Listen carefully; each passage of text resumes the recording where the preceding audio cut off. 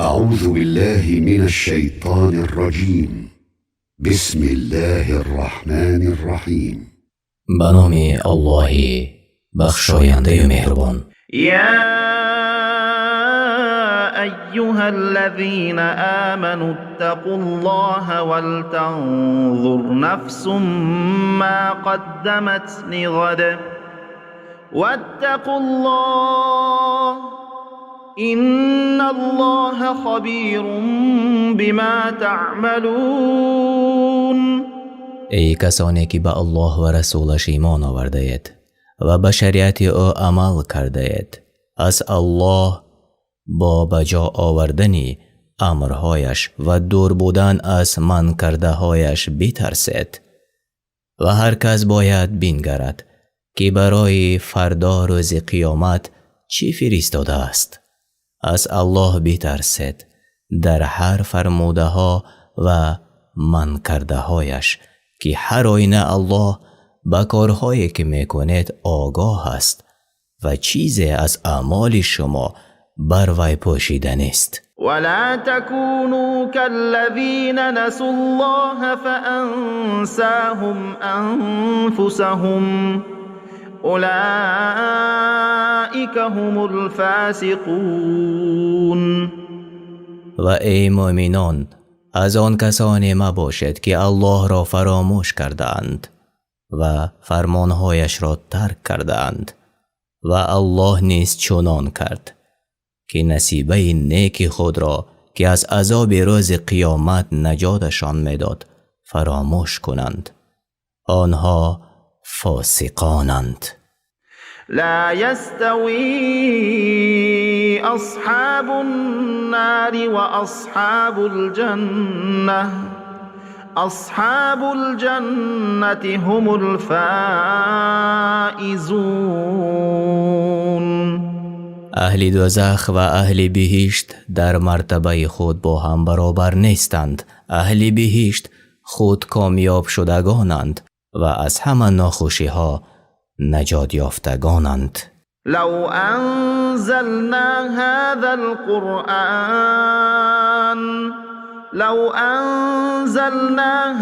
القرآن على جبل لرأيته خاشعا متصدعا من خشية الله وتلك الأمثال نضربها للناس لعلهم يتفكرون.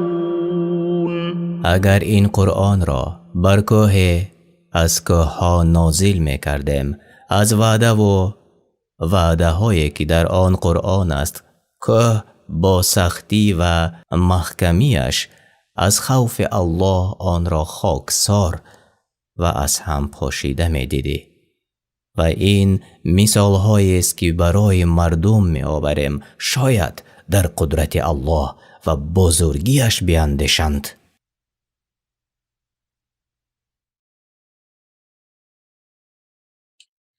به نام الله بخشاینده و مهربان.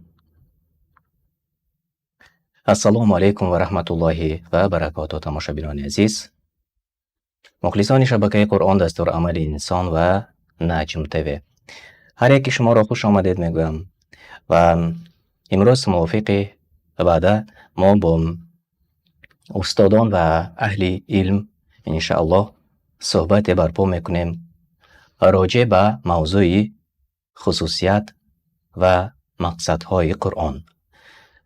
و پیش از آغاز برنامه در مورد علم و احترام دانشمندان و صاحب علم یک کمی گفته میگذاریم و بعد از آن من به شما مهمانان برنامه را معرفی خواهم کرد. الله تعالی میفرماید در سوره طه 114 آیه 114 و بگو پروردگارم علمم را افزون گردان. و در سوره زمر آیه 9 الله تعالی میفرماید بگو آیا برابرند آنان که میدانند و آنان که نمیدانند؟ و یا در سوره مجادله آیه 11 الله سبحانه و تعالی می فرماید و الله تعالی بلند می کند مرتبه آنانی را که از شما ایمان آوردند و آنانی که به ایشان علم داده شده است.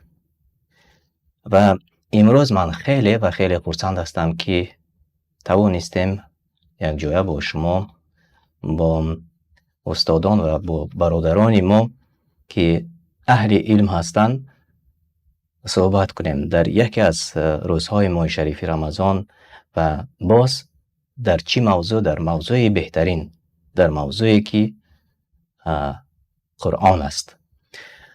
و من خوش آمدید میگویم همان آنهایی که این لحظه ها در داخل برنامه ما هستند. عطاالله منانی خوش آمدید به برنامه ما. همچنین ادهم حیدرزاده خوش آمدید میگویم. محمد اقبال قربان خوش آمدید و قاری عبدالوهاب، همچنین ابراهیم سید نوریدین خوش آمدید هر یکی شما به برنامه ما. و چنانه که تماشابینان ما علاقه آگاهی دارند و امروز ما و شما در موضوع خصوصیت و مقصدهای قرآن صحبت میکنیم. همچنین در مهمانی ما قاری مصطفی نیز حضور دارند و من انشاءالله در هر سوالهای علاهیده با استادان انشاءالله صحبت خواهم کرد و سوالهایی که در موضوع خصوصیت و مقصدهای قرآن است یک با یک انشاءالله با شما صحبت خواهیم کرد. خوش آمدید یک بار دیگر.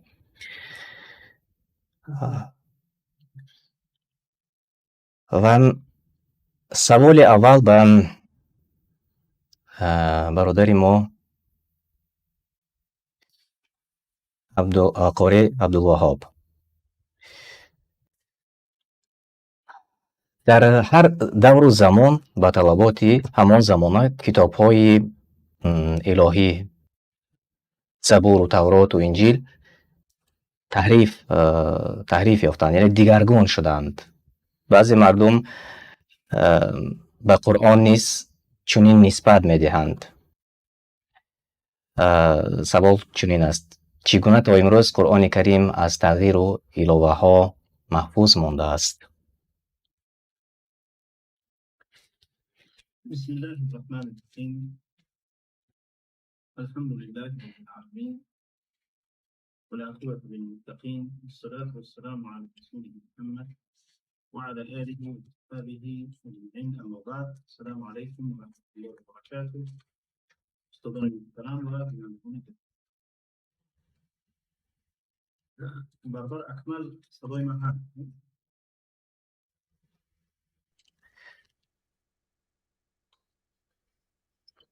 خب ببخشید صدای شما نو پیدا شد. ببخشید جهت تکنیکی بود، از سری نو آغاز میکردیم.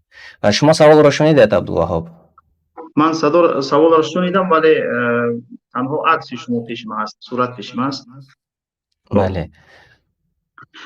خب من به سوال شما جواب میگم. خب صدای من هست؟ بله شما را میشنویم. بله. نوارم هست؟ یعنی نوار نوارم هم هست؟ بله، هم نوار هست هم صدا دماغ میتونید صحبت کنید. بله.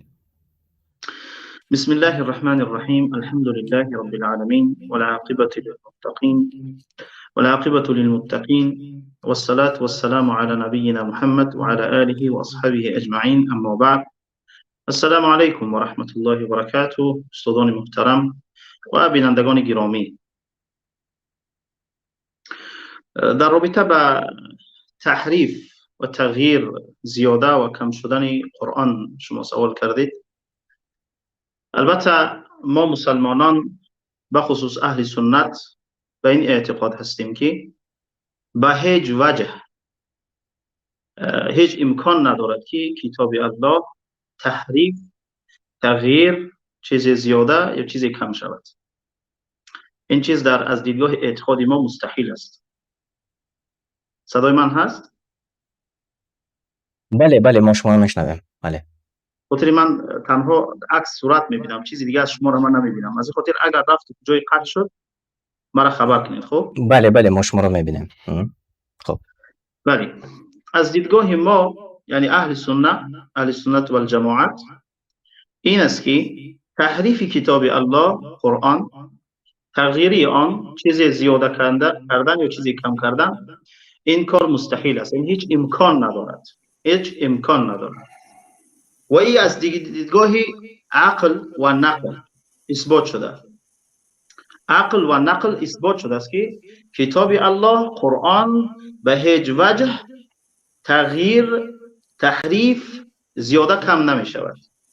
اولش این که الله سبحانه و تعالی در سوره حجر در آیت 9 فرموده است: اعوذ بالله من الشیطان الرجیم انا نحن نزلنا الذکر و انا له لحافظون. همانا این قرآن را به مقصد پند دادن بر محمد صلی الله علیه و سلم فرود آوردیم و ما این قرآن را از تحریف کنندگان، از زیاد و کم کردن نگاه می‌داریم.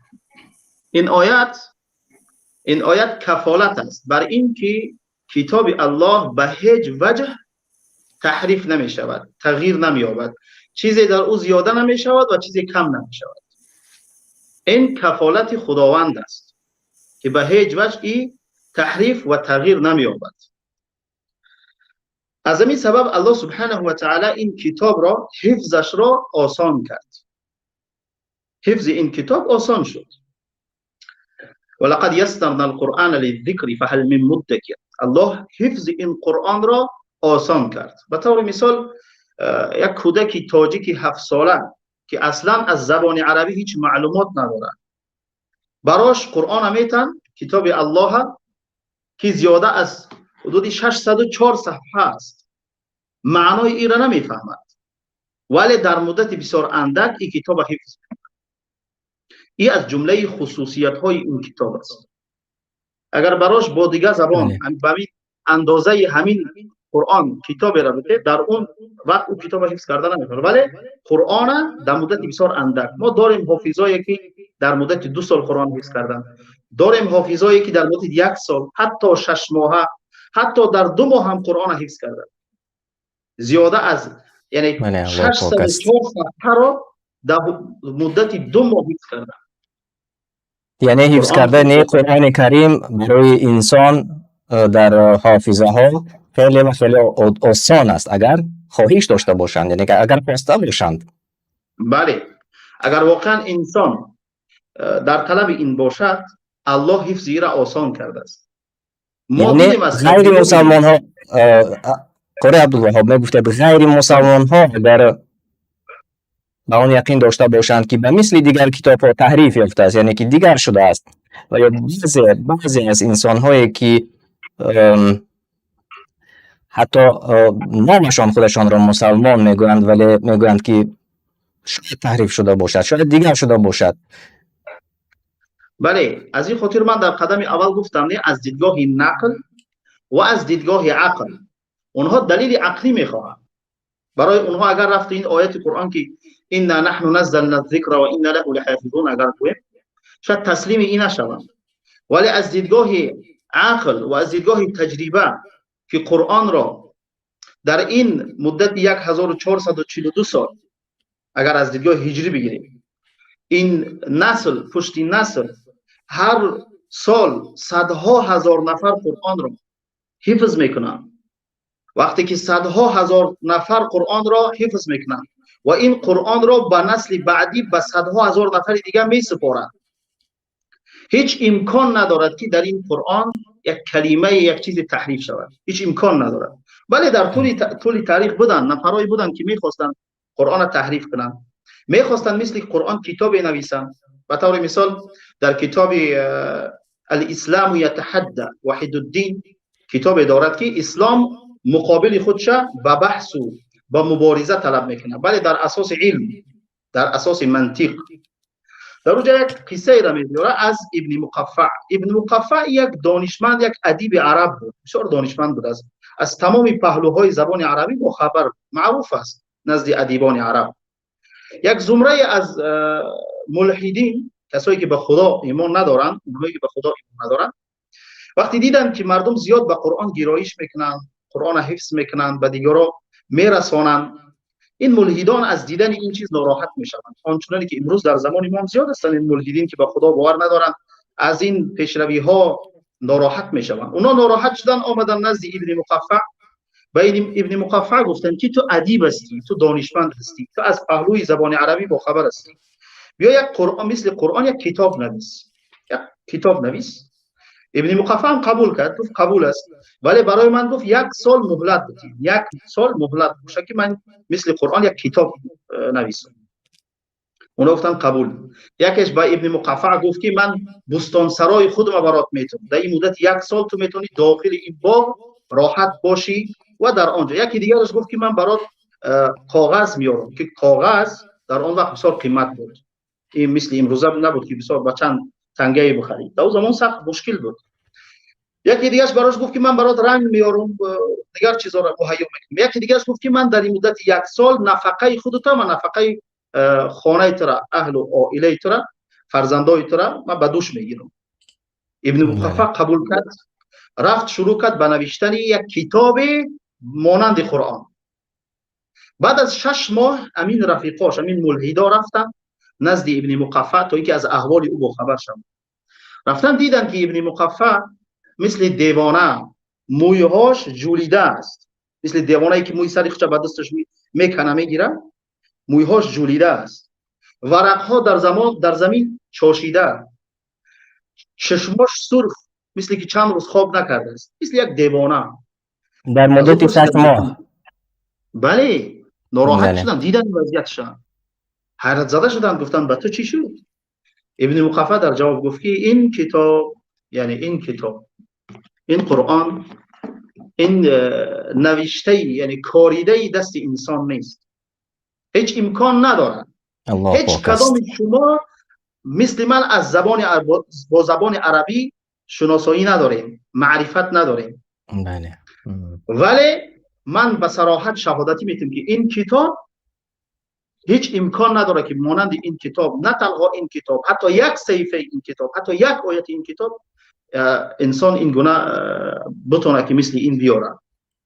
یعنی ما غیبی داریم، مثلا رافعی در وحی القلم قصه های زیاده نقل میکنه که در طول تاریخ یعنی مغرضین، آنهایی که میخواستند که مثل این کتاب یک چیز نوشته کنند، یک چیز آماده کنند تا اینکه بتوانند که مسلمان ها را از راه بیرون کنند، و زیر این آیتی که انا نحن نزلنا الذکر و انا له لحافظون، تا اینکه این آیت تکذیب کنند، کوشش کردن ولی نتوانستند. این دیگر معجزه ها داخل می شود.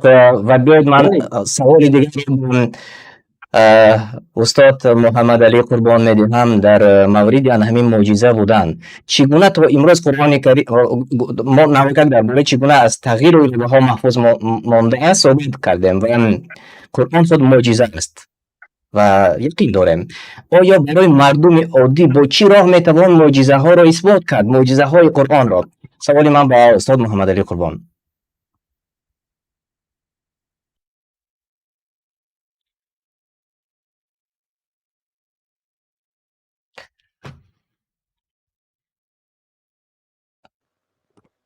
خب ما رو میشنوید؟ میکروفون شما خاموش است، میکروفونتون خاموش است. پیش از آن که آغاز کنید میکروفون را پخش کنید یک بار. بله، خوش آمدید استاد گرامی، شما شنیدید سوال ما را؟ السلام علیکم و رحمت الله و برکاته. و علیکم السلام و رحمت الله و برکاته. آباد باشید استاد عزیز. یک جهان تشکر برای این برنامه به نهایت مبارک و پرفیض، برنامه خوب و در بهترین شبهای ماه شریف رمضان. تشکری بسیار از شما و از کل استادان و تشکری زیاد از همه بینندگان و تماشابینان از برادران و خواهرانی که از چنین صحبت‌های معنوی فیض و استفاده می‌گیرند. البته قرآن کریم این بزرگترین معجزه است و معجزه جاودانی پیغمبر صلی الله علیه و سلم می باشد و شکرانه خدا که الله سبحانه و تعالی ما را پیروان این کتاب بزرگ، کتابی سازنده، کتابی جامع اساس، کتابی که پر از فیض و برکات است و کتاب مبارکی که در ماه مبارک رمضان بر رسول الله صلی الله علیه و سلم قرآن کریم چگونه ای که ذکر کردیم معجزه جاودانی و معجزه از همه بزرگی پیغمبر محمد مصطفی صلی الله علیه و سلم می باشد.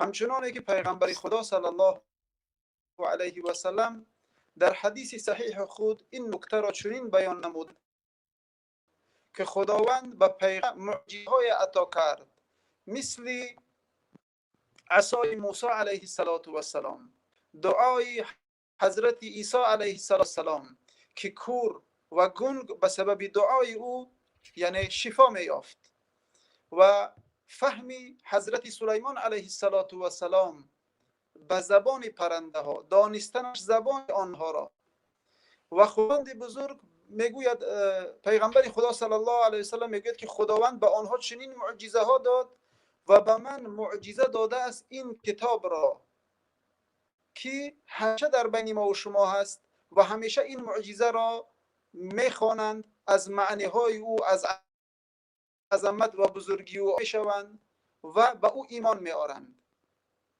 به همین خاطر پیغمبر خدا در آخر حدیث میفرماید که و امیدوارم که از همه بیشترین پیغمبران باشم از روی امتداری و پی. یعنی میبینم که امتان 1400 سال شده است تا یاد شوی اند نه در کم شوی. معجزه بیانی قرآن کریم، یعنی قرآن کریم یعنی بلندترین سخن در اوج اعلای فصاحت و بلاغت و سخنوری قرار دارد. به همین خاطر هم علمای فصاحت و بلاغت میگویند که از همه کلام، از همه سخنی که در سطح بلند قرار دارد این اول قرآن کریم است، بعد از آن حدیث های، بعد از آن پیغمبر صلی الله علیه و سلم، بعد این بعد دیگر سخنهای حکم بله و علما و صالحین می آید. بله. قرآن کریم یک کم اینترنت شما استاد گرامی ضعیف است. شما میچسبید، کم کم میچسبید. به فکرم اینترنت کمتر نقص دارد اینترنت شما. خوب است. و در واقع گفتیم معجزه است قرآن کریم و چند معجزه ها را برای آنهایی که گفتیم غیر مسلمان است حالا استاد بزرگوار شما قید کرده گذاشتید و در واقع برای اهل فهم همین کفایه است. برای اهل فهم این کفایه است که چند معجزه هایی که در قرآن علاقه گفته شده است. و باز ما برمیگردیم به این سوال ها انشاءالله. این حال باز یک سوال دارم به استاد ابراهیم، اگر شما اینجا باشید. بله همراه شما هستم. بله خب تشکر زیاد، خوش آمدید به برنامه ما. و شاید نفرانی کم نباشند که گمان میکنند قرآن کتاب است تنها برای تعلیم راههای طاعت و عبادت، تنها برای قبر و قیامت. و درباره یکی از خصوصیت های قرآن فراگیر بودن همه جنبه های حیات یک کوتاه شرح و توضیح میدادید. به نام خداوند بخشنده و مهربان، حمد و ستایش بر خداوند یکتا و درود و پیام معطر بر پیامبر مصطفی. و بعد در حقیقت این خصوصیت قرآن یکی از خصوصیت های بارز و روشن این کلام عزیز است. هر کی اندک با قرآن معرفت داشته باشد، اندک به آموزش این کتاب مشغول شود، از این خصوصیت به آسانی آگاه می‌گردد که قرآن کتاب است فراگیر همه پهلوها، همه جنبه‌های حیات انسان. یادم است تقریبا حدود 4 سال قبل بود، با یکی از استادان فاضل دانشگاه ملی اطراف بعض موضوعهای معرفتی صحبت میکردیم.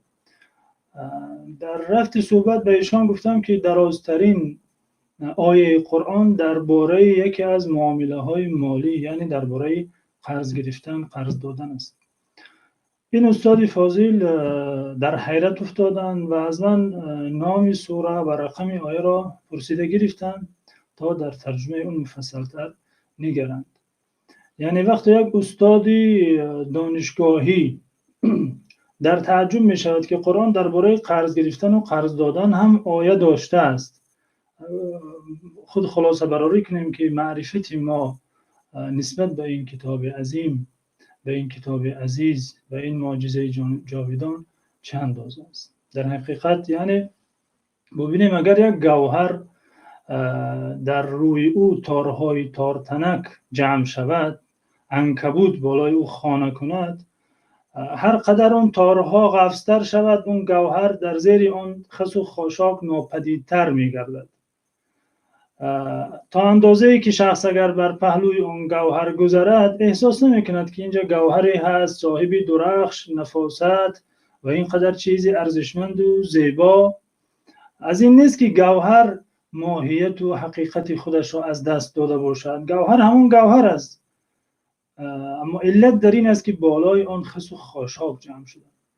اینجا قصه گوهر نیست، اینجا منظور همین قرآن، گوهر الهی، این معجزه جاویدان، همین گوهری پر از درخش است، پر از نور است، پر از هدایت است، شفا و دواست.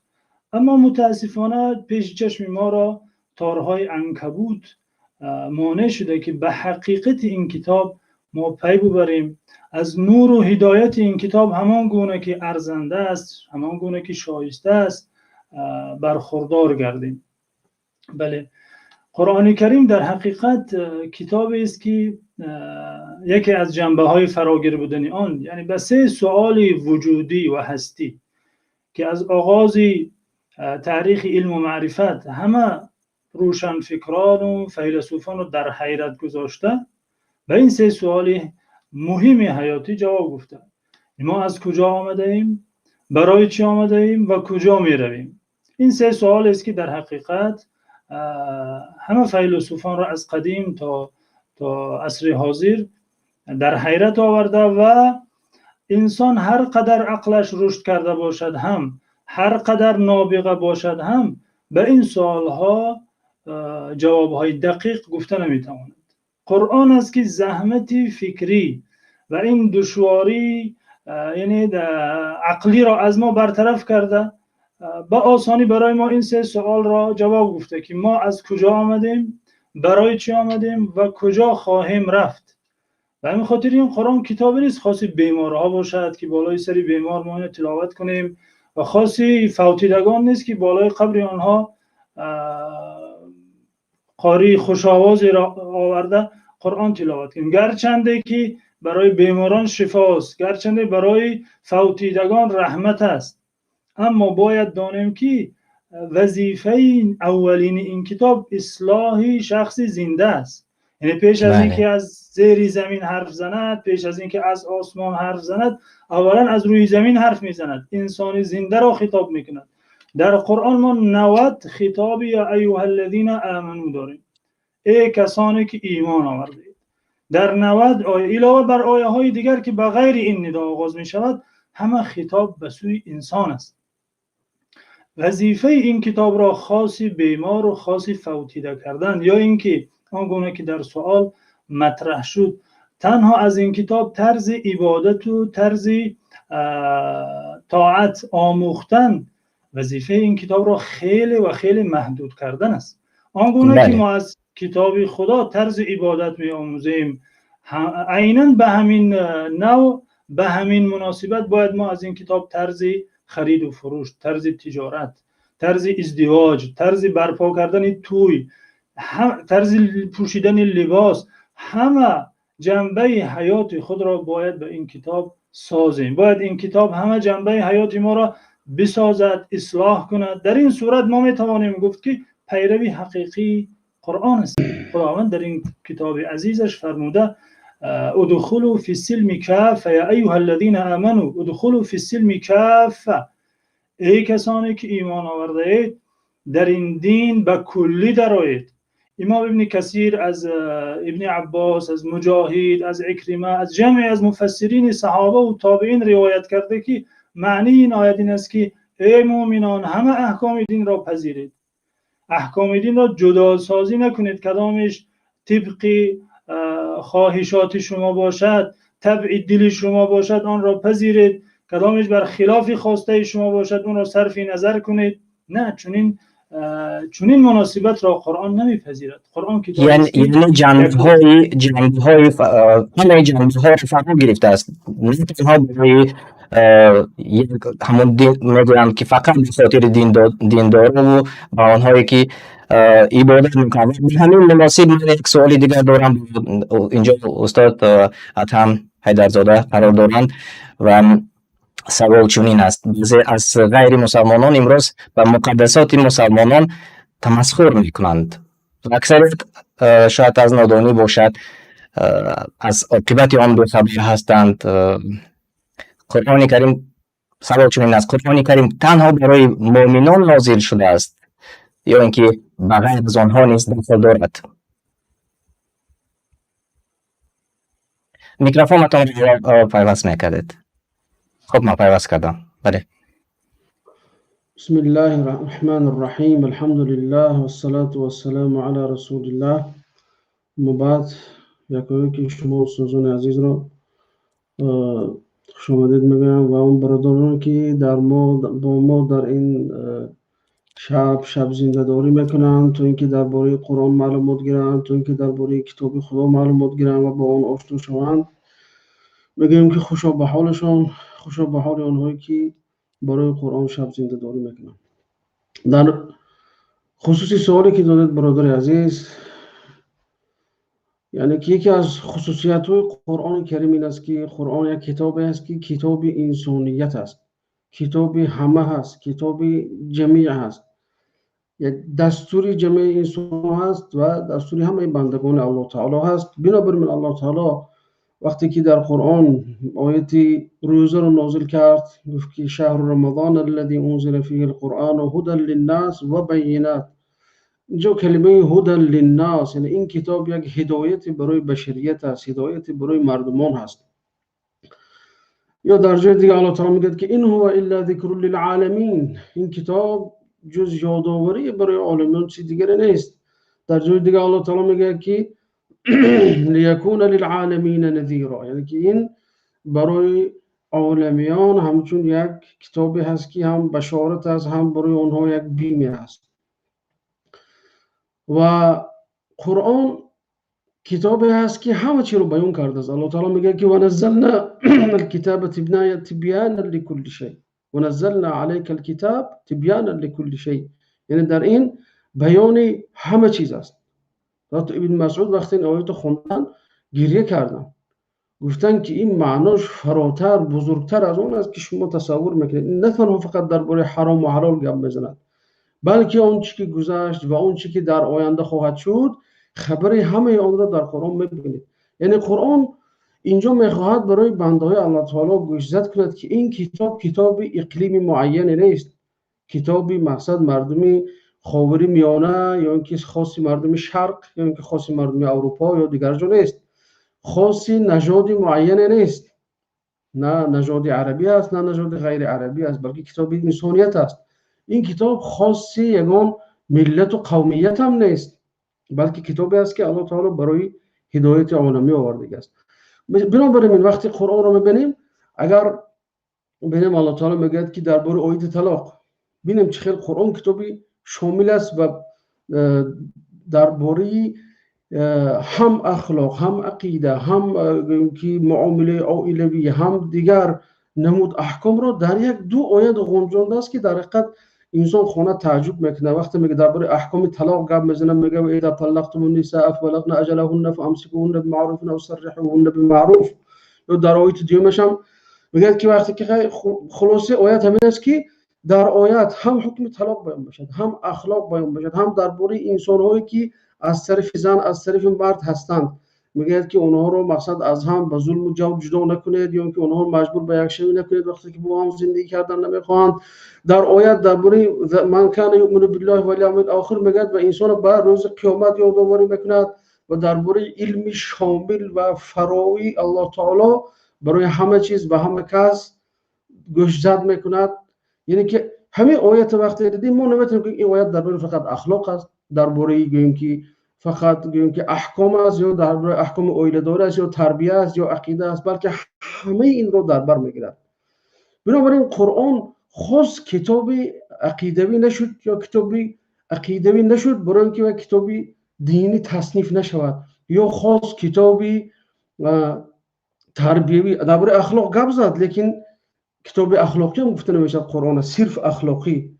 درباره شریعت قانون گپ زد نمیشد که کتاب صرف قانونی هست، بلکه قرآن هم عقیده هست، هم قانون هست، هم گویم که احکام اولیداری هست. همه این در یک وقت هست که بله چنانه که گفته گذاشتند تمام جنبه‌ها را گرفته است و از گفته های شما بعد از سخن‌های شما دیگر معلوم می شود که به کل انسانیت نه تنها برای مسلمان ها آمده است.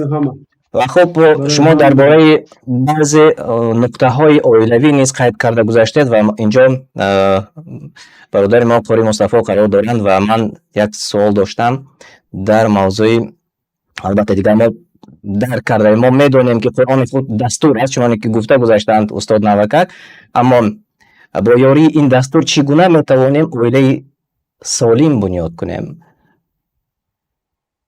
و این سوال من به قاری مصطفی درباره اولیه چون گفته گذاشتند نوکر و اگر واضح تر میکردید انشاءالله.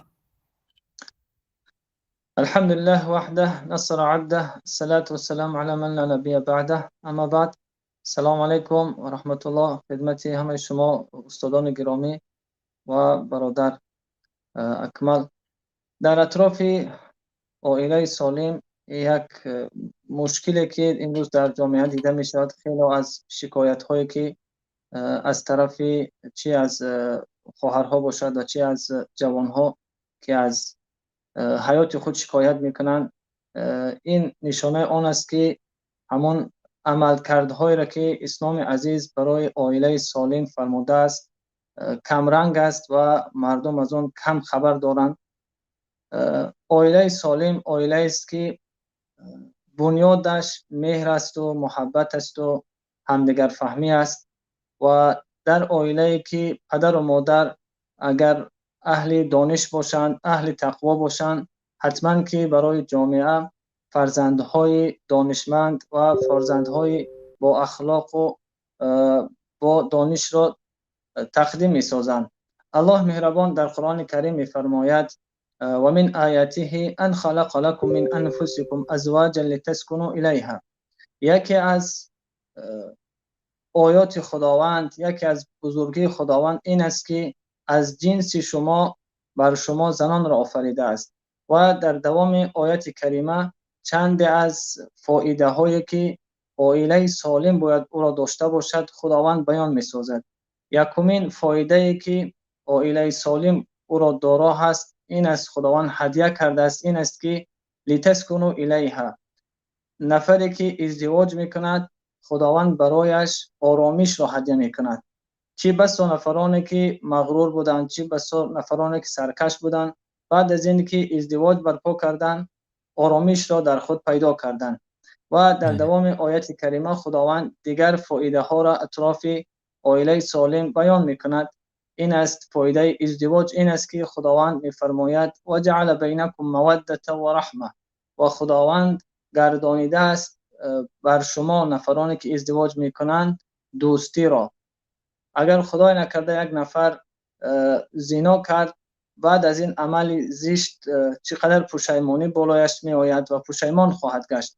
اما حکمت نکاح، حکمت ازدواج این است که اگر نفر نکاح کرد، ازدواج کرد، خداوند دوستی را بین آنها برقرار میکند.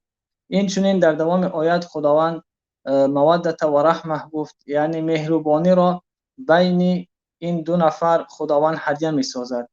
پس عائله سالم همان عائله است که همین فایده هایی که خداوند بیان ساخت، یکی آرامش، یکی دوستی و یکی مهر و محبت بین یکدیگر داشتن است. و مقصد قرآن هم، مقصد شریعت هم این است که در عائله مسلمان چنین باید دوستی ها و چنین آرامش و چنین مهر و محبت جای داده باشند.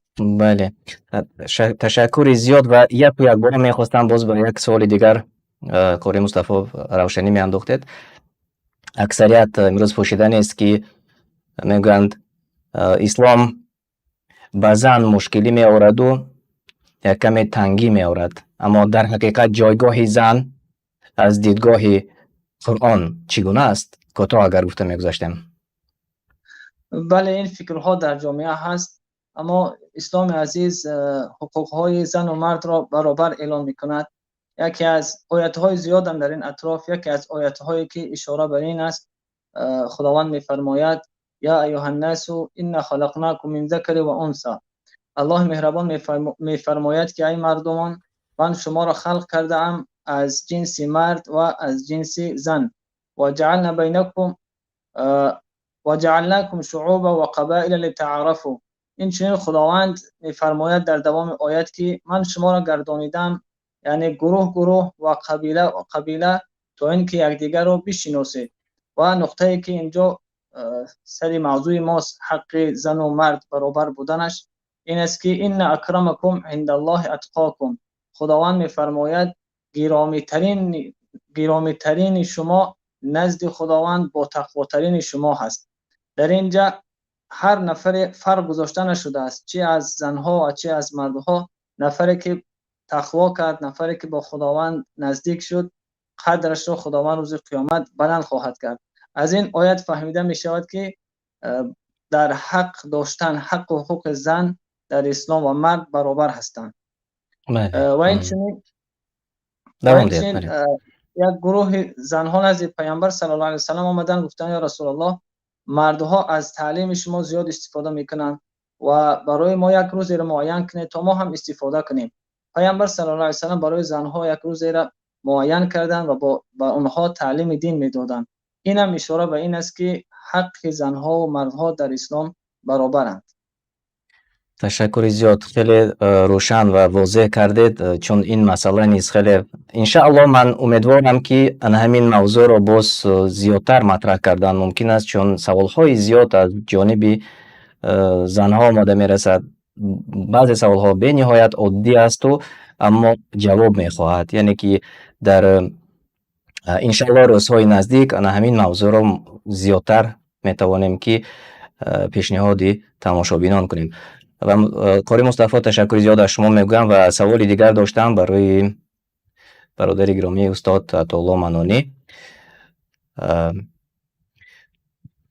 مقصدی درباره مقصد قرآن، این دعوت به عبادت الله است و الله چگونه خودش را برای بشریت، برای آدمیت معرفی کرده است یا شناس کرده است در قرآن کریم. یک کوتاه در همین موضوع صحبت میکردید.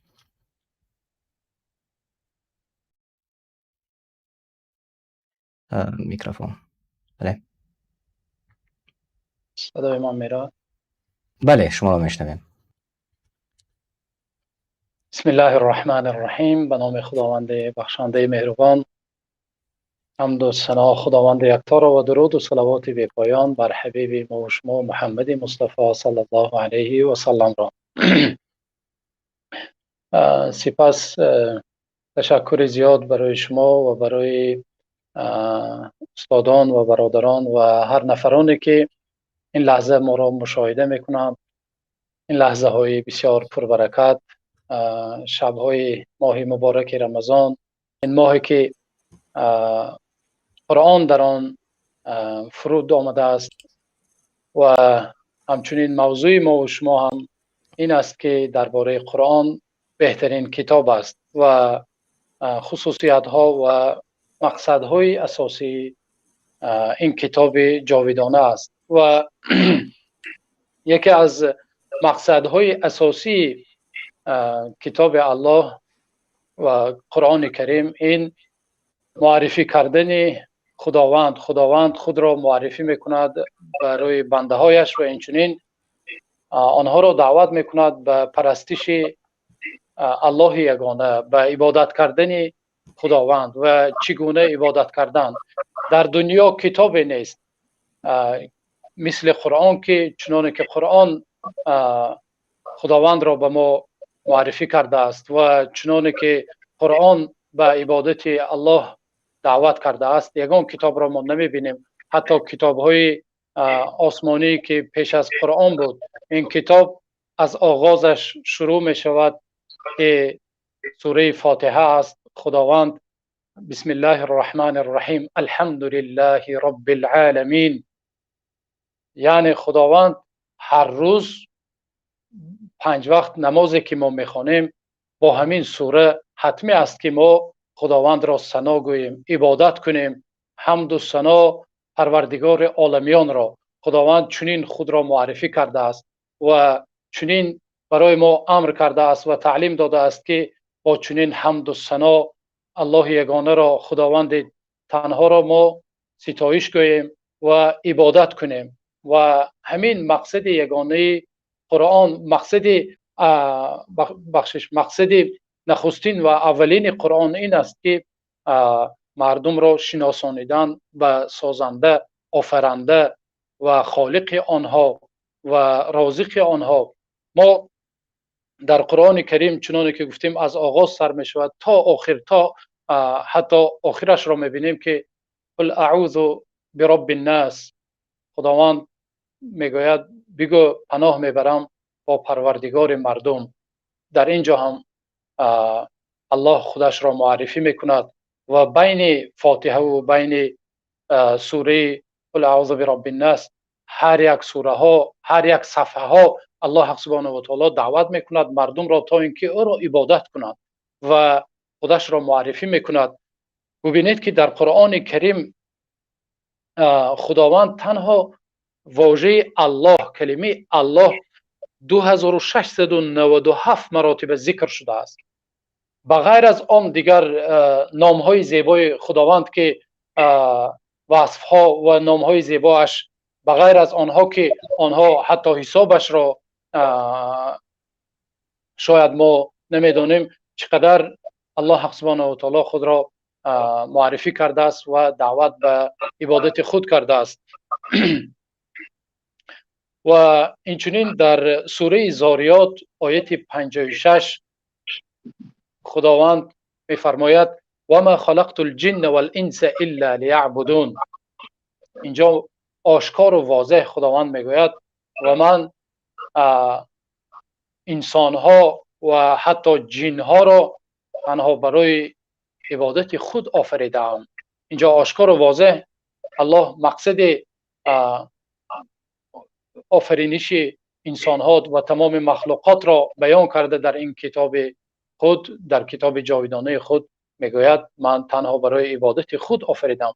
و اینچنین در دیگر سوره ها الله سبحانه و تعالی نعمت های خود را یادآور شده، چقدر نعمت هایش را ذکر میکند. میگوید من همان ذات هستم که برای شما نعمت ها میدهم و آیا آن ذاتی که شما را آفریده است، آن ذاتی که شما را رزق میدهد، آن ذاتی که شما را نگه میدارد، آن ذاتی که برای شما چقدر نعمت‌های فراوان عطا کرده است، آیا او سزاوار عبادت، تنها او سزاوار پرستش نیست؟ گویان الله حق سبحانه و تعالی حتی میگوید در سوره ابراهیم و سوره نحل میگوید و این تعدوا نعمت الله لا تحصوها. شما ای بندگان من اگر نعمت هایی که من برای شما دادم و مهیا کردم اگر آن را حساب میکنم، گویید حتی حساب کرده نمیتونید. بله واقعا چنین از نعمت های الله سبحانه و تعالی را به حساب است و برکتش نیز به حساب است به آنهایی که یقین دارند، به آنهایی که ایمان آوردند. و واقعا مهمانان گرامی قدر ما تنها در موضوع مقصدی قرآن نوکک صحبت کردیم و این تقریبا 50 دقیقه وقتی ما رو گرفت و اگر شما خسته نباشید چون برنامه ما مستقیم است، برنامه ما رو مستقیم تماشا میکنند. تا حال در مورد خصوصیت ها با صحبت نکردیم و بعضی سوال های دیگر باقی مانده است و امیخته شد هم سوال ها نیست و اگر شما خسته نباشید دوام میدیم و اگر که شما خسته باشید ما میتوانیم یک روز دیگر رو باز انتخاب کنیم،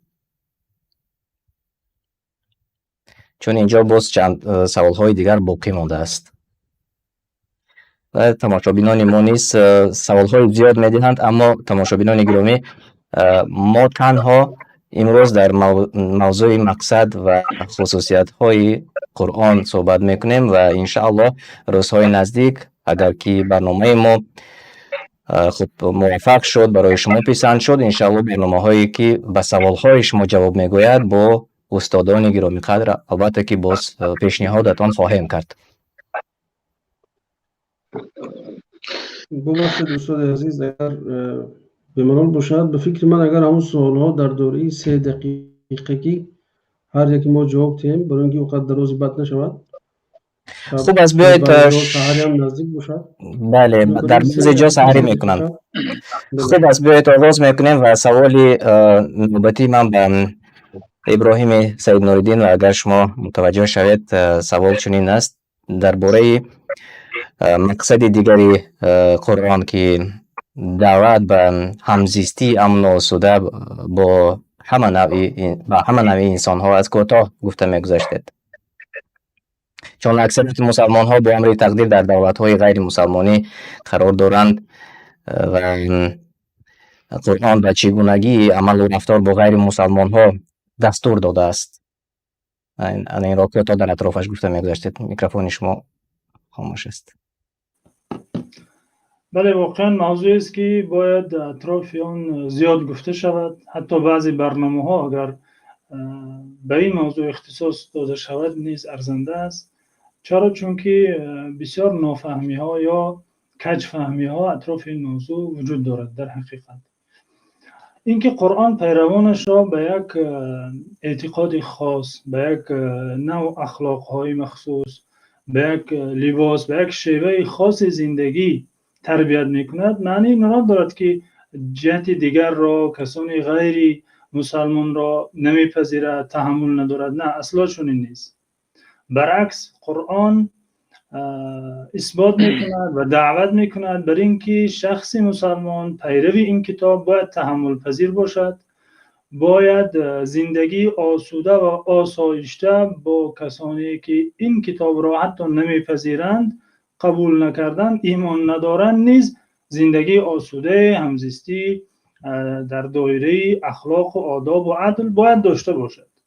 این پندار غلط است که قرآن بر ضدیت بر غیر مسلمانان یا بر خشونت، بر این معناهایی که گاه ها قصدن یا بدون قصد به اسلام و به قرآن نسبت داده می شود، متاسفانه قرآن از این افکار غلط مبراست. قرآن قاعده اساسی دارد در سوره بقره. این خداوند این قاعده را به ما نازل کرده: لا اکراه فی الدین، یعنی آزادی در اعتقاد. اکراه نیست، اجبار سازی نیست در مسئله اعتقاد. اسلام هرگز قبول ندارد اسلامی را، مسلمانی را که به اجبار باشد. قد تبین الرشد من الغی، خداوند بیان کرده واضح راه سعادت را از راه شقاوت. هر کسی مسیرش را خودش باید انتخاب کند. به اجبار به ایمان در آوردن امکان ندارد، اصلا منافق می سازد که به اسلام. بله، یعنی مجبوری نیست در اسلام. هر کسی که خودش میخواهد با دینش که آمد، یعنی که هدایت که یافت اون نفر میباید به اسلام دیگر. بله بله. این چنین برای اثبات این گفته، برای اثبات این ارزش اسلامی و ارزش قرآنی در حقیقت، یعنی همزیستی با کسی غیر یکی از ارزش های بزرگ قرآنی است. این آیت میتواند دلیلی قاطع باشد. خداوند در سوره ممتحنه میفرماید: لا ينهاكم الله عن الذين لم يقاتلوكم في الدين ولم يخرجوكم من دياركم أن تبروهم وتقسطوا إليهم این الله یحب المقسطین. خداوند شما را از نکویی کردن به کسانی که با شما در جنگ نیستند، از روی عداوت دینی با شما در محاربه نیستند، خداوند شما را منع نمی کند که آنها را نکویی کنید و آنها در اساس عدل معامله کنید. این ضمناً دعوت بر این است که با آنها نکویی کنید. اینجا می‌بینیم قرآن کلمه ان تبروهم، کلمه بر معناش یعنی احسان و اکرام را میگن استفاده برده شده است در مناسبت مسلمان با غیر مسلمان. غیر مسلمانی که عداوت ندارد، اعلان جنگ نکرده با مسلمان، شخص مسلمان موظف است که با او خوش معامله باشد. ان تبروهم یعنی خداوند شما را منع نمی کند که به آنها بر و احسان کنید. کلمه بر را خداوند حتی در مناسبت با والدین استفاده کرده. این خود همان کلمه است که اینجا استفاده شده است که و غیر مسلمانان شما تحمل پذیر باشید، آنها را یعنی کرامت انسانی دارند. اگر برادری دینی نیستند، برادر انسانی هم با شما. بله بله. خب تشکر زیاد، تا خیلی روشن کردید و واقعا چنانه که من پیشتر نیز گفته گذاشتم، این موضوع خیلی موضوع وسیع است و ما اگر نقشه کنیم و نیت کنیم و برگردیم و این موضوع را زیادتر پیشکشی مردمی که در بیرون هستند، در خارج هستند و گفتیم چنانه که گفته گذاشتیم اکثریت مسلمان ها عین حال با بعض سبب ها در دیگر دولت هایی که غیر مسلمان نشین است اونجا زندگی میکنند و این موضوع خیلی مهم و مفید است. بیایید اینجا یک سوالی دیگر داشتم به خب استاد برادر ما عطاالله منانی. خب البته کتاب الله کتاب است برای همه عصر و زمان. لطفاً کمی همین را شرح میدادید. برای چی در همه عصر و زمان؟ بله، یکی صدای من میرود؟ بله، شما را میشنویم. چنانه که استادان ذکر کردن، چنانچه قرآن از خصوصیاتش این همه جنبه های حیات را فراگیرنده در بر گیرنده است و تمام بشریت را اینچنین خطاب میکند و اینچنین یکی از خصوصیات های مهم این کتاب است که برای مناسب به همه عصر و زمان است. این کتاب جاویدانه است، یعنی این با مرور زمان کهنه نمی شود، با مرور زمان صلاحیت این کتاب تمام نمی شود و این معنای آن را دارد که یعنی احکام قرآن و تعلیمات قرآن و فرمایش هایی که خداوند در آن فرموده است برای تمام عصرها و برای تمام زمان است. تنها برای صحابه ها نبود این، یا تنها برای یک عصر معین یا وقت معین یا یک نسل معین نبود که با مرور همون عصر و زمان و نسل ها تمام شود وظیفه قرآن، بلکه قرآن تا آن روزی که در روی زمین انسانیت هست، بشریت هست، قرآن وظیفه خود را ادا میکند و ما باید انسانیت از هدایت قرآن استفاده کنیم و احکام آن را باید که تطبیق کرده شود. و اینجا چند مثال های آورده می شود که نفرهای هستند که مثلا میگویند که قرآن برای پیشتر بعضی حکم‌های داشت که برای عصرهای قدیم مناسب است، اما ما حالا عصر 21 است و همه چی پیشرفته است و تغییر یافته است و ما باید این را قبول نمی کنیم یا این برای عصر ما مناسب نیست گفتنشان ممکن است. اما این وقتی ما میبینیم مثلا اگر مثال گیریم، خداوند از مثال برای جنبه از جانب اقتصادی گیریم، خداوند به ما گفته است که در سوره بقره آیه 278 یا ایها الذین آمنوا اتقوا الله و ذروا ما بقی من الربا ان کنتم مؤمنین، ای آنهایی که ایمان آورده اید شما ریبا را ترک کنید، یعنی پرسنت. و امروز شاید نفری هست که میگوید امروز بانک ها ترقی کرده است و امروز فلان است، عصر 21 است، ما پیش رفته هستیم. و میبینید که یک حکم خداوند را بیکار کردن و چقدر بحران های اقتصادی و چقدر در جامعه میبینید که امروز متاسفانه خانه نمانده است که شاید از بانک ها قرض ریبا، قرض پرسنت نگرفته باشد. چقدر مردم قرضدار شدند. برای چی؟ برای اینکه گفتند که یک حکم خداوند را گفتند این فقط پرسنتی بود که در زمان جاهلیت بود، امروز ما آن را قبول نداریم. یا یک حکم خداوندی که مثلا خداوند در سوره نور مردها اگر از جنبه اجتماعی گیریم یک حکم برای جامعه ما خداوند فرمود که برای مردها و زنها قل للمؤمنین یغضوا من ابصارهم، آیت 30 و 31 سوره نور. و خداوند میفرماید و قل للمؤمنات یغضضن من ابصارهن و یحفظن فروجهن ولا یبدین زینتهن الا ما ظهر منها. یا در تمام آیات میگوید ولیضربن بخمورهن علی جیوبهن. خداوند میگوید ای پیامبر شما برای مردها گویید که چشمهای خود را نگه دارند و پرچهای خود را نگه دارند. خود را زنها اینچنین برای زنها بگویید که خود را نگه دارند و زینت خود را بپوشند.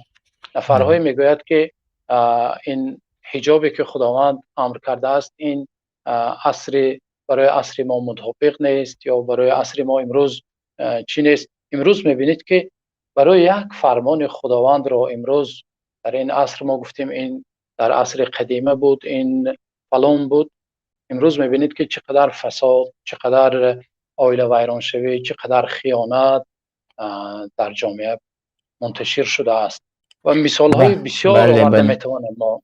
بله در واقع مثال ها خیلی زیاد است و این نیست هر یک اون چیزی که شما گفته گذاشتید، شما قید کردید استادان گرامی قدر، واقعا آن یک موضوع خیلی و خیلی وسیع است. هر یک سوال هایی که ما داریم زیر سوال های زیاد دارد و انشاءالله امیدوار هستم و دعا میکنیم که محفل های به این مانند زیادتر شود و ما توانیم که درباره غیر قرآن چیزی دیگری نیست که ما این لحظه با شما صحبت میکنیم، یعنی آیات های قرآن را شما واضح و روشن برای مردم عادی با سخنها با لفظ تاجیکی و شیوه عادی میفهمونید و انشاءالله این را ما پورتر یعنی شرح مفصل را انشاءالله در آینده ها دیده میبریم. و سوالی من با استاد گرامی قدر ادهم حیدرزاده اینجا درباره یکی از مقصدهای قرآن این تصحیح عقیده یا عقیده درست است. برای این هدف رسیدن قرآن چگونه ارشادات دارد یا چگونه راهها دارد؟ کوتاه جواب میگفتید.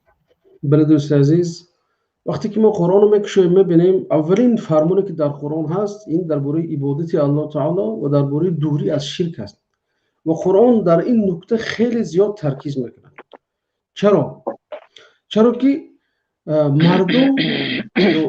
مردمی که در جاهلیت زندگی میکردند و مثلا آدمایی که در زمان نوح علیه السلام بودن، اولین شرکی که واقع شد در الوهیت خدا بود. مردم در وجود خدا ایمان داشتند لیکن در پرستیده شوندی یگانه، معبود یگانه بدون خدا اونها شک میکردند. بنابراین بتو هرچی برای خود ساختند و آن را برای خود خدا گرفتند. بنابراین قرآن بسیار بالای همین چیز ترکیز کرد و پیامبران علیهم السلام وقتی که آمدند با مردم به همین درگیر شدند. همین توحیدی که درباره یکتاپرستی یا درباره معبودیت الله تعالی هست مردم نمیتونستن قبول کنند. بنابراین جاهلای مکه گفتند اجعل الالهه الها واحده ان هذا لشیء عجاب. این محمد اومد اینقدر خداهای ما که عدد زیاد دارد مثلا ما نمیتونیم عدد حصر کنیم، همه خدا گرفت یک خدا کرد. این چیزی قبول نشونده هست و قرآن هم برای توحید و یگانگی خدا را و این عقیده پوشیده آنها را تصحیح کردن روش های گوناگون استفاده بود. مثلا قرآن دلیل آفرینش و دلیل عنایت خود را به بنده ها بسیار گوشت کرد تا به همین توحید اثبات کند. معنای آفرینش چی اینجا؟ یعنی که الله تعالی میگه که رب المشرق و المغربی و رب المشرق و رب المغرب لا اله الا هو فاتخذه وکیلا. یعنی که خدای مشرق، خدای مغرب، خدای یگانه ای که یعنی که تنها او سزاوار عبادت است، او را برای خودت خدا گرفت. جایی شد که قرآن اسلوب ضرب المثل پیش گرفت. مثلا در سوره ابراهیم میبینیم الله تعالی میگه که الم تر کیف ضرب الله مثلا کلمه طیبه کشجره طیبه اصلها ثابت. در مقابل گفت مثلا کلمه خبیثه کشجره خبیثه. اینجا یعنی که شرک و توحید و شرک رو مقابل بگذارد. کلمه طیبه ابن عباس گفتن که این کلمه شهادت است، لا اله الا الله محمد رسول الله. یعنی نقطه جالب دیگری این است که به همین خانم که میکنم ختام میبخشم برادر، در قرآن یکی از اسلوب‌های عرض و پیشکش کنی توحید، یعنی که نهال توحید در دل انسانان نشاندن، این قصه پیامبران هست، قصه اولوالعزم خصوصا پیامبر بزرگ. حضرت ابراهیم قصهشان در سوره بقره آمده است که وقتی که به نمرود ظالم روبرو ایستادن، ببینید چه منطق و عقل میگن که الم تر الی الذی حاج ابراهیم فی ربه ان آتاه الله الملک اذ قال ابراهیم. وقتی با نمرود ایستادن حضرت ابراهیم گفتن خدای من همون خدایی است که میراند و زنده میکند. ربی الذی یحیی و یمیت. نمرود گفت انا احیی و امید. این چی است؟ گفت منم میتونم زنده کنم میرانم. بعد مردم حیران شدن. نمرود دو زندانی بیچاره براد که دیگر نه حول دارن نه قوه نه نیروی در اون که از خودشون دفاع کنن، گفت یک چه کشید یک چه زنده مونه. گفت بعد حضرت ابراهیم گفت اینا منم توانستم زنده کنم میرانم. بعد بینید منطق الهی رو بینید، منطقی که خداوند پیامبرش الهام داد. پیامبرش گفت حضرت ابراهیم علیه السلام گفتن که انا احیی قال فان الله یاتی بالشمس من المشرق. خداوند گفت آفتاب از طرف مشرق میبرد. تو اگر دعوای خداگی درست باشد ببینیم که آفتاب از مغرب برآ، اینقدر تو خدای زور باشی. بعد الله تعالی میگه فبهت الذی کفر. فبهت یعنی که در دهانش ختم زده شد، مهر زده شد، خب شد، مات شد، دیگر ندونست چی جواب بگوید. بله ببینید که چی بله دوام دید. اسلوب‌های قرآن است، یعنی که اسلوب‌هایی است که قرآن استفاده برد تا مردم را قانع کند به یگانگی الله تعالی. البته اینجا اسلوب‌های زیاد است برادر، روش‌های زیاد است. خیلی گفته به سبب وقت تنگی وقت نمیتونیم بیان کنیم، لیکن ان شاء الله برادران و استادان ان شاء الله در آینده در این مسئله هر یک داشت علاوه ان شاء الله واقعا ببینید که چگونه با لفظی خوب، با لفظی شیوه آسان فهم شما مثلا فهموندید یک اطراف یک موضوعی که واقعا خیلی وسیع است و من امیدوارم که انشاءالله همین موضوع را باز پیگیری خواهیم کرد انشاءالله. و سوال نهایی دارم چون وقت نیست خیلی تنگ است برای قاری عبدالوهاب اینجا در باره قدر و منزلت آدمیت از نگاه قرآن یک کوتاه گفته میگذاشتید انشاءالله. میکروفون.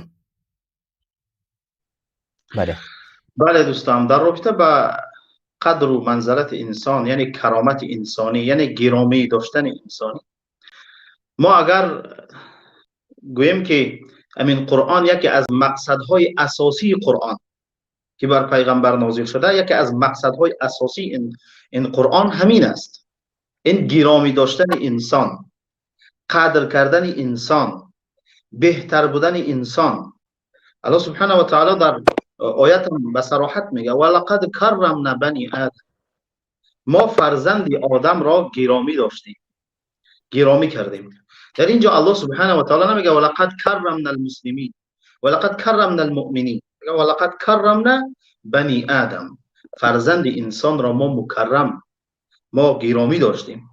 ما اگر اصل امین پیدایش انسان که پدری من و شما اولین آدم حضرت آدم علیه السلام، اگر امون خلقیت اون اگر قرآن بگیریم بخونیم، در اونجا همین خلقیت پدری من و شما حضرت آدم به صراحت بسیار واضح بیان شده است. الله سبحانه و تعالی میگه وقتی که من انسان فایده سویته و نفخت فیه من روحی فقعوا له ساجدین، فقعوا له ساجدین. وقتی میگه قامت انسان آدم برابر کرد، برابرش کرد و خلقیت او را کامل کرد. و او را از روح هم ببینید، این نسبت کلمه روح الله سبحانه و تعالی به خودش نسبت میده، در صورتی که روح این مخلوق است ولی الله به خودش نسبت میده، به خودش. مقصد از نسبت دادن به خودش چی است؟ اکرام است، اکرام است، این تشریف است. میگه از روح هم چی در او دماندم. و بعد از اینکه روح دماند، ملائکه ها یعنی مخلوق هایی که بیگناه هستند، پاک هستند، امرشان کرد که نزد انسان سجده کنید و ملائکه ها امر الله اطاعت کردن، نزد انسان سجده کردن. شیطان سجده نکرد. الله به خاطر اینکه این شیطان از الله اطاعت نکرد و نزد انسان سجده نکرد و اینم اکرام است، اینم قدر انسان است، شیطان راند. ببینید بعد از اینکه انسان به دنیا آورد، همه آن چیزی که امروز میبینیم از آسمانی بزرگ به این زیبایی، این زمین به همه این انواع چیزایی که دیده میشه، از نباتات و از جمادات و از هر چیزی که میبینیم، همه ای برای کی؟ برای انسان. مگر این اکرام نیست؟ بیشتر استاد ابراهیم گفتن که در قرآن زیاد یک 90 آیت است که میگه یا ایها الذین آمنوا، یا ایها الذین آمنوا. این یا ایها الذین آمنوا همش برای گرامی داشتن انسان است. یعنی الله سبحانه و تعالی انسان از هر چیزی به هر چیزی که امر کرد، در او اکرام انسان است، در او کرامت انسانی است، و از هر چیزی که نهی کرد در او ضرر است و این کرامت است. در این چیزا وقت دیده میشه. البته فکر میکنم وقت زیاد نداره، ولی من میتونم برای شما اینجا دلیل های حتی ببینید. الله سبحانه و تعالی وقتی که با ملائکه ها صحبت کرد، گفت و اذ قال ربک للملائکه انی جاعل فی الارض خلیفه. با ملائکه ها خطاب کرد، گفت من در زمین گفت خلیفه خلق میکنم. اگر ما تفسیر خلیفه را ببینیم، هر معنایی که بتیم این کرامت انسانی است، کرامت انسانی است. اگر بگیم که حکم الله در روی زمین جاری میکنه، پیاده میکنه، برقرار میکنه، این کرامت است. الله از بین دیگه مخلوقاش چی انسان اختیار کرد. میتونید یک ملائکه را بیاره بگه حکم ما را در زمین جاری کن، هیچ کس سرکشی کردن نمیتونه. ولی الله از فرزند انسان اختیار کرد، گفت آدم اختیار کرد، گفت حکم ما را در روی زمین، یعنی عدالت برقرار کن. عدالت، این کرامت است. اگر اینا با اون معنایی که مفسران تفسیر میکنند که نسل پشت نسل اینا با همدیگر خلیفه یعنی جانشین میشوند، اینم کرامت است. زیرا الله نسل آدم از بین نبود، اینم کرامت است. بله، کرامت است. هر چیزی که در ببینیم مردم ما باید با قرآن بهتر شناس شوند. قرآن هر حرفش هم اگر بگیم کرامت، هر چیزی که نهی کرد این برای کرامت انسان است. گفت شراب ننوش، برای که عقل از دست میدی. فرق بین انسان و حیوان همین عقل است. عقل که از دست دادی این کرامت است. گفت دزدی نکن، مال انسان حفظ کن، کرامت است. گفت زنا نکن، زیرا نسب از بین میرود. یک کودک که به دنیا می اومده که پدری خود چه نمیشناسه، این کرامت است. هر چیزی که بگیریم، هر آیتی که ما را امر کرد اطاعت کن، این کرامت است. و از هر چیزی که ما را نهی کرد، این کرامت است. ما اگر شما اجازه بدید من یک قصه بسیار کوتاه میکنم، اگر اجازه بدید. بله تماشاگران های هم خیلی زیاد هستند و من فکر میکنم که عین حال آنها نیست میخواهند شنوند، چون موضوع خیلی جالب است. یک قصه از قرآن براتون میارم. سبب نزول آیت یا ایها الناس انا خلقناکم من ذکر و انثى الآیه. رسول الله صلی الله علیه و سلم وقتی که از مدینه آمدن مکه، بعد از فتح مکه، وقتی آمدن در اونجا با بلال خطاب کردن، گفتن بالای کعبه میروی و اذان میدی. بلال رضی الله عنه یک شخصی که قبل از اسلام آوردنش، قبل از بعثت پیامبر صلی الله علیه و سلم، کسی با بلال حرف نمیزد. حتی یک کفش پای یک نفر از بلال دیده ارزشش زیادتر بود، ارزش زیادتر داشت. اصلا از بلال هیچ چیزی نمیپرسیدن. اما وقتی که اسلام آورد، معزین رسول الله صلی الله علیه و سلم شد، قدر و منزلت از مدینه وقتی مکه گشتن آمدن و فتح مکه شد، پیامبر صلی الله علیه و سلم به بلال گفت که بالای مکه میری، بالای کعبه اذان میگی. و بلال رضی الله عنه بالای کعبه اومد اذان. عرب هایی که یعنی اون قریشی هایی که جدید مسلمان شده بودن، از دیدن این منظره ناراحت شدن. حتی بعضیاش گفتن که یکی به نام حارث گفتن که مگر محمد غیر همین زاغ سیاه کسی دیگر پیدا نکرد؟ کسی دیگرش گفت که ابو سفیان گفت من میترسم چیزی بگم که میفهمم که این حرفی من الله برده در پیغمبرش میرسه. یکی دیگهش گفت که اگر پدر من زنده می بود در قید حیات می بود این حالت میدید از جان به حق تسلیم میکرد، یعنی هلاک میشد، میمرد. یعنی اگر به لهجه بگیم اگر امروز. ولی بعد از این آیات نازل شد، این آیات نازل شد یا ایها الناس انا خلقناکم من ذکر و انثى. سبحان الله، این آیات را خوب باید خوب اهمیت بدیم تا که در قلب ما تاثیر کنند. اون قوم، این مردمی که امروز قوم پرستی میکنن با زیبایی خود، با رنگ خود، با زبان خود، با هر چیز، با کرسی خود یا با چیز افتخار میکنن. ببینن الله سبحانه و تعالی در اینجا اعلان حقوق بشر میکنه. دیدن دکلراسیون، یعنی اعلان حقوق بشر، این قبلا اعلان شدگی است، امروز اعلان حقوق بشر میکنن، ولی این قبلا 1400 سال زیادتر شد که صدا میته در گوش مسلمانان. یا ایها الناس انا خلقناکم من ذکر و انثى وجعلناكم شعوبا وقبائل لتعارفوا ان اکرمکم عند الله اتقاکم. الله سبحانه و تعالی گفت ای مردم، ببینید خطاب به مردم شد، تنها به مسلمانان نشد. ای مردم، ما شما را از یک پدر و مادر خلق کردیم. یعنی پدری همه شما فرق نمیکنه که رنگ شما تو سفید هستی او سیاه هست، تو زبانت کدام زبان، تو عرب هستی، ترک هستی، تاجیک هستی، امریکایی هستی، آلمانی هستی، ازبک هستی، هر چیزی هستی، فرق نمیکنه. همه شما را از یک پدر و مادر خلق کردیم. همه شما برمیگردید به همون یک پدر و مادر. بله. و جعلناکم شعوبا و قبائل، و شما را ما به ملت ها و قبیله ها تقسیم کردیم، پراکنده کردیم در روی زمین تا اینکه همدیگر را بشناسید. ان اکرمکم عند الله اتقاکم. گرامی ترین شما، یعنی گرامی ترین شما، مکرم ترین شما نزد الله شخصی است که از الله زیادتر میترسد. این اعلان حقوق بشر است. این آیت را باید ما خوب بفهمیم معناش. و این چونین اگر این قسم اگر صحبت کنیم شاید تا صبح صحبت کنیم. البته من از دکتر بخشش میپرسم که کم در وقت از زیادتر گرفتیم. در واقع انا همین قصه که شما اهمیت بدیم. کرامتی هیچ کتابی، من به صراحت میگم، هیچ کتابی که مثل که قرآن برای انسان کرامت بخشیده است، او را گرامی دانسته است، هیچ کتاب این قسم گرامی و کرامت، یعنی گرامی و قدر انسان ندانسته است.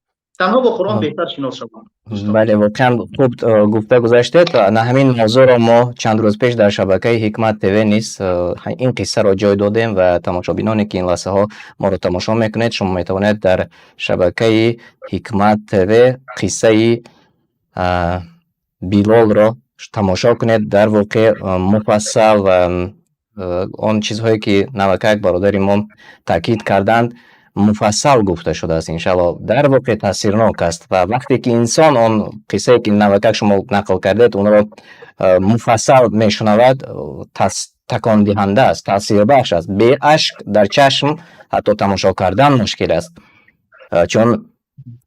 چون یک سیاه پوست و وقتی که به خواب صحابه می آید از آن گفتن و صحابه آمده به رسول الله صلی الله علیه و سلم میگوید که من در خواب دیدم من همین حرفا رو، یعنی حرفای از آن را.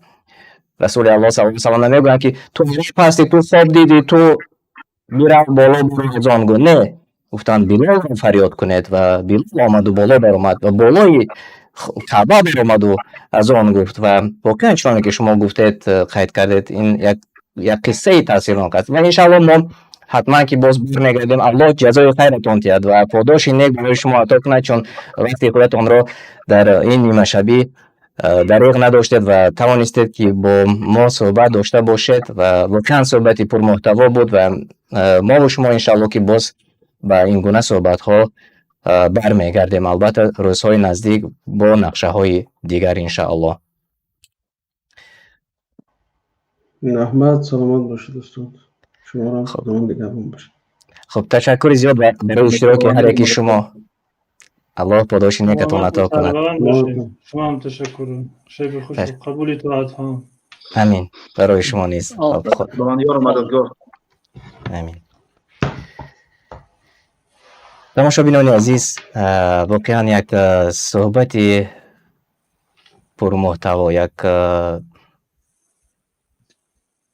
صحبتی که در اطراف قرآن، آیات‌های قرآن بود و در واقع من باری دیگر میخواستم که در نهایت برنامه تکرار کنم، چون هر یک آیت قرآن کریم دوست داشته است. هر یک آیت قرآن کریم هرچند زبان اصلی قرآن عربی است و به زبان تاجیکی معنی اصلی قرآن را نمی دهد، اما هر انسانی که به چشم عقل، به چشم دلش قبول می کند و می خوند و با کدام زبان نباشد معنایش را درک می کند، انسان چشمانش گشاده می شود، باز می شود. و واقعا در قدر و منزلت انسان نوکه گفته گذاشتیم، اما الله سبحانه و تعالی در سوره مجادله آیت 11 درباره قدر و منزلت عالمان، آن دانشورانی که نوکک در برنامه ما اشتراک کردند گفته گذاشته است. و از تفسیر سعدی و من همان آیت را کوتاه به شما خوانده میگذارم در نهایت برنامه، چون در واقع امروز بسیار نفران هستند که میبرایند و یک نفر را پند میدهند، نصیحت میکنند، اما خود عالمان، خود دانشوران اگر که مثل امروزه برنامه ها آماده کرده در آن توانند اشتراک کنند و روشن و واضح برای هر یکی ما و شما فهمانده توانند، باور کنید این خیلی و خیلی قبول کردنش برای ما آسان می شود، چون آنها هم با زبان عربیش میگویند و آن را تفسیر میکنند. و بیایید من در نهایت یک بار دیگر خوانده میگذارم عیناً آن چیزی که در سوره مجادله آیت 11 آمده است، چون بعد از شنیدن این آیت ما زیادتر به قدر عالمان، زیادتر به قدر دانشمندان رسیم، نه اینکه سنگ زنیم بر ضدشان، نه اینکه گوییم یک چیزی خطا گفت و از پشت یک چیز سنگ پوشیم زیدش، چون الله تعالی منزلت مقام آنها را بالا کرده است. ای کسانی که به الله و رسولش ایمان آورده اید، چون شما را گویند در مجلس ها جای وسیع کنید، پس جای وسیع کنید تا الله در دنیا و آخرت برای شما وسیع کند. و چون گویند که برخیزید، الله آنهایی را که ایمان آوردند و کسانی را که اهل علم باشند به درجه های بلند، ثواب و مرتبه های رضوان بردارد و الله تعالی به کارهایی که میکنید آگاه است. او از او چیز مخفی نمیماند و موافق آن شما را جزا میدهد. و این از گفته های الله تعالی که ما باید به قدر اهل علم رسیم و انشاءالله که در روزهای نزدیک، در آینده نزدیک و این مانند برنامه ها و صحبت ها آماده میکنیم و انشاءالله باز نیت ها داریم که به بعض سوال های عادی و آسان فقهی نیز با استفاده دانشمندان و عالمان برایتان جواب خواهیم گفت. و باری دیگر تکرار میکنم، خودی من و از خودم چیزی نگفتم و وظیفه من وظیفه یک ژورنالیستی است که تنها به سوال هایی که از جانب شما آمده میرسد و سوال هایی که در مردم عادی است به آن از استفاده دانشمندان و عالمان جواب بگیریم. الله هر یکی شما را حفظ کند و عبادات هر یکی شما را در ماه شریف رمضان قبول کند و بردباری های دیگر به اهل خانواده هر یکی شما آرزو میکنیم و دعا میکنیم که الله هر یکی ما و شما را موفق گرداند و هدایت نماید. تا بخوری دیگر، السلام علیکم و رحمت الله و برکاته.